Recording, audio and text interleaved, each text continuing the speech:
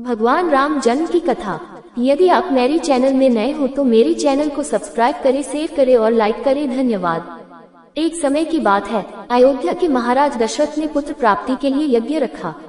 इस यज्ञ के लिए राजा दशरथ ने अपनी चतुरंगिनी सेना को काले कान वाले घोड़े को छोड़ने का आदेश भेजा। उनकी इच्छा थी कि इस महान यज्ञ में हर कोई शामिल हो, इसलिए राजा ने सभी ऋषि मुनियों व विद्वान पंडितों को आमंत्रण भेजा। निर्धारित दिन पर महाराज दशरथ अपने दोस्त गुरु वशिष्ठ, ऋग ऋषि व अन्य विद्वानों के साथ यज्ञ मंडप में पहुँचे। इसके बाद विधिवत रूप से यज्ञ की शुरुआत हुई। मंत्र उच्चारण और पाठ जैसे सभी विधि विधान के साथ कुछ घंटों में यज्ञ पूरा हुआ। राजा दशरथ ने फिर सभी ब्राह्मणों, विद्वानों व अतिथियों को उपहार में धन और गाय आदि देकर आदर पूर्वक विदा गया। उस यज्ञ में प्रसाद के रूप में खीर बनी थी। उस प्रसाद में पुत्र प्राप्ति का आशीर्वाद था, जिसे खाने के बाद तीनों रानियां गर्भवती हो गयीं।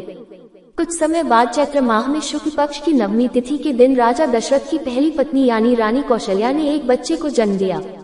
उस बच्चे के चेहरे में इतनी रौनक थी कि हर कोई देखकर समझ जाता था कि वह आम बच्चा नहीं है। इसी तरह राजा की दूसरी रानी कैकेयी ने एक पुत्र और तीसरी रानी सुमित्रा ने 2 पुत्र को शुभ नक्षत्रों में जन्म दिया। राजा दशरथ का महल और नगर 4 पुत्रों के जन्म से खिलखिला उठा। चारों तरफ आनंद और जश्न का माहौल था। पूरी प्रजा खुशी से गाँव झूम रही थी। इस खुशी को देखकर देवता भी फूलों की वर्षा करने लगे। इस जश्न में शामिल होने के लिए कई ब्राह्मण भी पहुँचे और राजा दशरथ के बेटों को आशीर्वाद दिया। खुशी से झूम रहे राजा दशरथ ने ब्राह्मणों को खूब दान दिया। फिर अपनी खुशी जाहिर करने के लिए उन्होंने प्रजा व दरबारियों में भी धन, रत्न और आभूषण बंटवाए। समय आने पर सबकी मौजूदगी में चारों बालकों का नामकरण भी किया गया। महर्षि वशिष्ठ ने उनका नाम भगवान रामचंद्र, भरत, लक्ष्मण और शत्रुघ्न रखा। वक्त बीतता गया और धीरे धीरे ये चारों बालक बड़े हुए। इन चारों में भगवान राम अपने तेजस्वी गुणों के कारण प्रजा को अधिक प्रिय लगने लगे। अपनी प्रतिभा के चलते वो कम उम्र में ही सभी विषयों में महारत हासिल कर चुके थे। भगवान राम में सभी गुण थे, चाहे शस्त्र चलाने की बात हो या हाथी व घोड़े की सवारी, हर चीज में वो अव्वल थे।